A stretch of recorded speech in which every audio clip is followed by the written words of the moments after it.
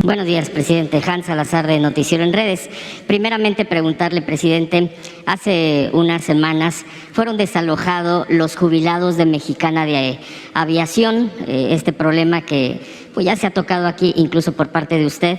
El punto es que aquí en este tema, que sabemos pues todas las circunstancias que están en el Aeropuerto Internacional de la Ciudad de México, estos locales que fueron prácticamente, o estos espacios más bien, no son locales, son espacios de la propia Mexicana, la quiebra, todo este tipo de cosas, pero que de ahí venían soportando económicamente el sustento de por lo menos 70 jubilados, sus familias, y más personas que han tenido este padecimiento por estos años del quiebre, y que sabemos el origen, sabemos el abuso, todo esto que han venido padeciendo. Y bueno, pues tiene mucho más raíces, porque incluso hay gente que trabajó en Mexicana de Aviación que buscó sus sustentos por otros lados, e incluso hubo gente que ya ha fallecido y nunca vio ninguna solución. Preguntarle cuál es al respecto, porque hay una preocupación precisamente por esta medida que se tomó estas semanas, que bueno, ellos señalan que no se les avisó, se sacaron sus cosas en la madrugada,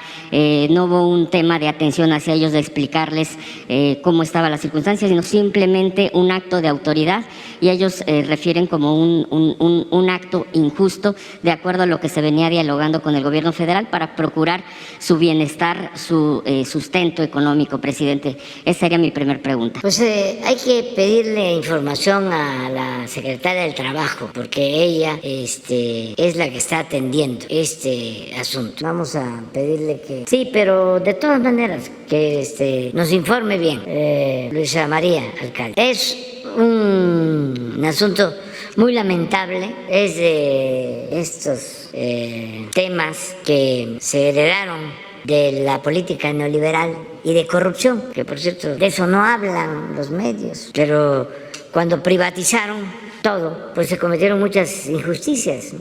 Primero privatizaron Mexicana, porque el que se quedó con Mexicana le ayudó a Fox en su campaña. Gastón Azcárraga, que era dueño también de hoteles, y un hotel Fiesta Americana de Reforma. Ahí vivía Fox como candidato. Durante 2 años. Sí, entonces le ayudan y llega Fox y se privatiza Mexicana, una empresa emblemática de la aviación. Luego, desde luego, no se resuelve el problema, ni se atiende a los trabajadores, ni nada. Y muy ingratos, porque en ese entonces muchos trabajadores de la aviación estaban a favor del partido de Fox, y lo siguieron estando, porque luego viene la elección del 2006 y lo mismo, en pago, porque los empresarios le ayudaron a Calderón en el fraude, entrega Aeroméxico a quienes le ayudaron en el fraude, y las dos líneas aéreas públicas se privatizan, y una va a la quiebra y abandonan a los trabajadores, y la otra pues se entrega a quienes habían ayudado en la campaña, y no solo con dinero, sino que habían participado en la guerra sucia en contra de nosotros. Los representantes del Consejo Coordinador Empresarial, Claudio X González y otro señor Barraza y otros empresarios famosos, y hemos buscado, por eso quiero que la secretaria del Trabajo informe de cómo ayudar, pero son herencias. Es como lo que hicieron con el despido de 40,000 trabajadores de electricistas con Calderón, que ahí estamos buscando ayudarlos en todo lo que se puede. Vamos a ver cómo está la situación. También no ha habido, eso es un cuestionamiento fraterno, buenos dirigentes de parte de los trabajadores. Cuando nosotros estábamos en la oposición, no se acercaban a nosotros, se cuidaban, porque pensaban que estando con el gobierno les iban a ayudar, o que nosotros los íbamos a perjudicar. Y algo sucedió también en el sindicato de electricistas, en el SME, de los dirigentes, no los trabajadores. Pero bueno, en todo lo que podamos ayudar, estamos haciéndolo. Pero nos dejaron despidos de electricistas, despidos de trabajadores de las líneas aéreas, despidos de ferrocarrileros, injusticias a campesinos, ejidatarios, pero muchas. Era un gobierno contrario contrario completamente al pueblo, o gobiernos completamente contrarios al pueblo. Yo quisiera que me dijeran ustedes, o los intelectuales orgánicos del conservadurismo, qué hicieron en favor del pueblo en el periodo neoliberal los gobernantes. Algo que ustedes recuerden que hayan hecho en favor de los trabajadores, en favor del pueblo. ¿Qué reforma constitucional hicieron para garantizar derechos y hacerlos realidad? Nada. Se dedicaron a proteger a una minoría rapaz y a facilitar el saqueo. Ese era el gobierno. Y eso lo expreso así para que se haga un ejercicio y me puedan desmentir, y me puedan decir, mira cómo aumentó el salario de los trabajadores, mira cómo se garantizó el que se mantuvieran y se incrementaran las pensiones de los trabajadores, mira cuántas viviendas de calidad se hicieron en favor del pueblo y de los trabajadores, mira cómo se garantizó el derecho a la educación, el derecho a la salud. Mira cuántas becas se entregaban a estudiantes. Mira cómo se atendía a los jóvenes. Mira cómo se atendía a los adultos mayores. Nada, era privatizar, entregar los bienes del pueblo de México a particulares, a nacionales, extranjeros, acumular riquezas como nunca en pocas manos. Desde que llegó Humboldt a México, habló de la monstruosa desigualdad que existía en nuestro país. Y esa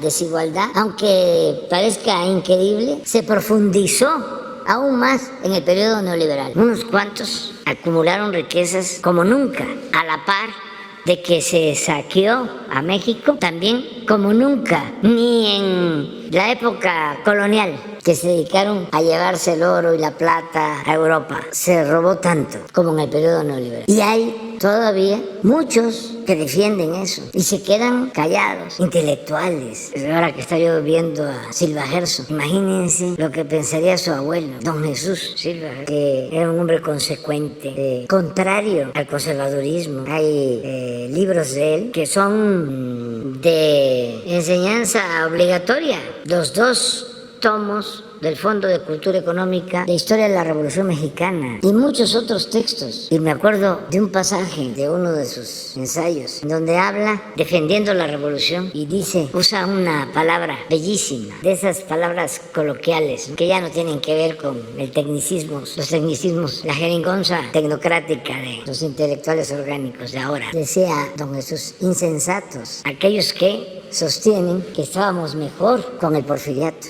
A lo mejor lo podrías conseguir el texto. O sea, está en un libro mío y de él, porque durante mucho tiempo, después de la revolución, los conservadores sostenían eso y crearon leyendas, sofismas, mentiras. Decían, es que en el gobierno de Porfirio Díaz no se endeudó el país. Mentira. Fue de los gobiernos que más han endeudado a México. Y se hablaba de que estaba muy bien la economía. No solo la educación, sino la economía. No, había una gran corrupción también de las élites. Vendieron, por ejemplo, así como se hizo en tiempos recientes, por eso hablo de que neoliberalismo es neoporfirismo, vendieron el tren, el ferrocarril de México a Veracruz, el primer ferrocarril que se construyó público, y vendieron las acciones a 3 gentes cercanas a Porfirio. Uno de ellos fue hasta testigo de su boda, cuando Porfirio Díaz se casó con Carmelita. Y las acciones en Londres valían $1 en el mercado financiero, y acá se vendieron en 50 centavos, el mismo día, Margarita Romero Rubio. Y el primer FOBAPROA que hubo se dio con Porfirio Díaz, porque se entregó subsidios, subvenciones para la construcción de líneas de ferrocarril, empresas extranjeras. Por eso se comunicó todo México, casi 20,000 kilómetros de vías férreas. Entonces, por cada kilómetro que construía una empresa, el gobierno le daba una subvención, un subsidio. Pero luego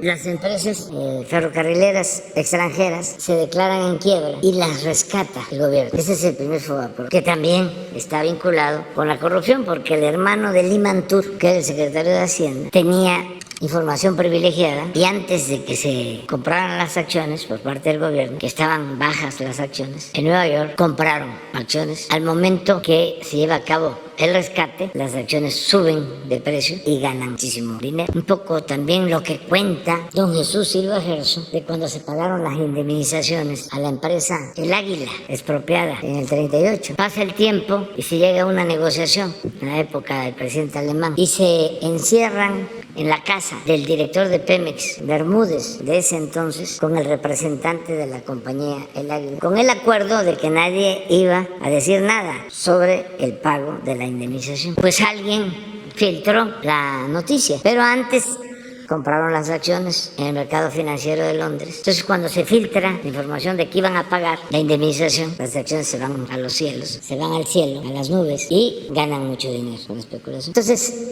es importante recordar todo esto, ¿no? Ahora, hacía yo mención al nieto de don Jesús, porque no se habla del saqueo del periodo neoliberal. Imagínense, en el Reforma de Escribiendo, donde no hay un solo articulista, uno solo, objetivo, todos alineados al conservadurismo corrupto. Entonces, lo que pasó con Mexicana pues fue muy lamentable y vamos a seguir ayudando en todo lo que podamos. Nada más para complementar, como dice presidente, reforzar este punto, como el tema de los sindicatos y que se han abusado por parte de los trabajadores, concretamente en este tema. Yo le he dado seguimiento al tema de Mexicana. Y el tema de las dirigencias sindicales también tiene que ver con hacer a un lado la presencia de trabajadores, el tema de sus derechos, en fin. Este control que ya sabemos, usted ha mencionado incluso cómo es pues la ambivalencia dependiendo del momento político, si se acercan o no, si están más cerca de tal o cual político o de tal cual partido. El punto es que, como dice, los trabajadores, los jubilados, son los que terminan pagando todo y en este espacio pues se ganaban un ingreso mínimo, hay un soporte. Y sería importante por eso mismo, pues ya como usted lo ha mencionado, que si es que la Secretaría pudiera estar aquí, pues para detallar qué es lo que está haciendo, porque no solo en estos casos, y yo creo que ya se lo han dicho, pero dicen, si no se hace algo en estos 2 años y días, ya va a estar muy difícil. La gente tiene mucha en esa expectativa. Tratamos de ayudar, pero son millones los damnificados de la política neoliberal. Millones. Fue un desastre. Entonces, estamos ayudando. Claro. ¿Sí?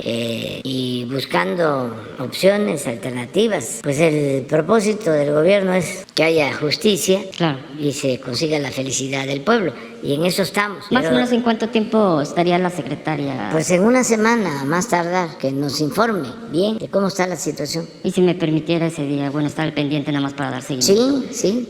Ella va a venir a informar. Si quiere hago la siguiente pregunta para esperar. Sí.